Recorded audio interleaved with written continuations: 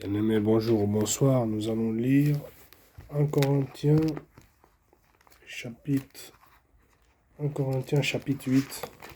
1 Corinthiens chapitre 8. Je vais lire tout le chapitre, Dieu voulant. Et 1 Corinthiens chapitre 8. Viande sacrifiée aux idoles, limite de la liberté chrétienne. Viande sacrifiée aux idoles, limite de la liberté chrétienne. Je lis à partir du verset 1. 1 Corinthiens chapitre 8.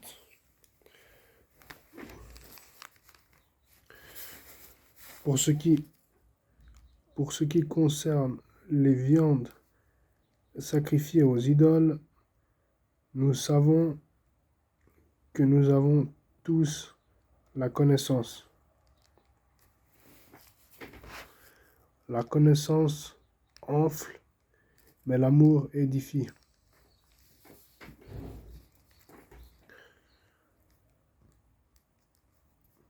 Verset 2. Si quelqu'un croit savoir quelque chose, il n'a pas encore connu comme il faut connaître. Verset 3. Mais si quelqu'un aime Dieu, celui-là est connu de lui. Verset 4. Pour ce qui est donc de manger des viandes sacrifiées aux idoles, nous savons qu'il n'y a point d'idole dans le monde et qu'il n'y a qu'un seul Dieu. Verset 5. Car s'il est des êtres qui sont appelés Dieu, soit dans le ciel, soit sur la terre, comme il existe réellement plusieurs dieux et plusieurs seigneurs. Néanmoins, verset 6, néanmoins pour nous, il n'y a qu'un seul Dieu, le Père, de qui viennent toutes choses et pour qui nous sommes, et un seul Seigneur, Jésus-Christ, par qui sont toutes choses et par qui nous sommes. Verset 7. Mais cette connaissance n'est pas chez tous. Quelques-uns, d'après la manière dont ils envisagent encore l'idole, mangent de ces viandes comme étant sacrifiées aux idoles, et leur conscience qui est faible en est souillée. Ce n'est pas un aliment qui nous rapproche de Dieu. Si nous en mangeons, nous n'avons rien de plus. Si nous n'en mangeons pas, nous n'avons rien de moins. Verset 9. Prenez garde, toutefois, que votre liberté ne devienne une pierre d'achoppement. Pour les faibles. Car si quelqu'un te voit, toi qui as de la connaissance, assis à table dans un temple d'idole, sa conscience, à lui qui est faible, ne le portera-t-elle pas à manger des viandes sacrifiées aux idoles?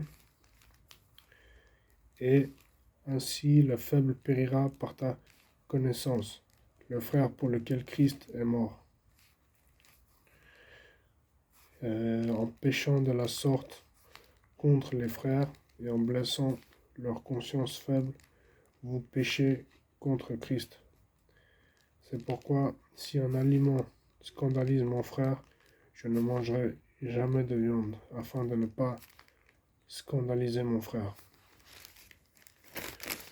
Voilà, c'était 1 Corinthiens chapitre 8. J'ai lu tout le chapitre. Je vais relire le verset 6. 1 Corinthiens chapitre 8. Verset 6. 1 Corinthiens chapitre 8. Verset 6. Je lis pour la gloire de Dieu. Néanmoins pour nous, il n'y a qu'un seul Dieu, le Père de qui viennent toutes choses et pour qui nous sommes, et un seul Seigneur, Jésus-Christ, par qui sont toutes choses et par qui nous sommes. Je relis 1 Corinthiens chapitre 8, verset 6. Néanmoins pour nous, il n'y a qu'un seul Dieu, le Père de qui viennent toutes choses et pour qui nous sommes, et un seul Seigneur, Jésus-Christ, par qui sont toutes choses et par qui nous sommes. Amen. C'était 1 Corinthiens chapitre 8. Je relis une dernière fois le verset 6. Néanmoins, pour nous, il n'y a qu'un seul Dieu, le Père, de qui viennent toutes choses et pour qui nous sommes, et un seul Seigneur, Jésus-Christ, par qui sont toutes choses et par qui nous sommes. Voilà, c'était 1 Corinthiens chapitre 8.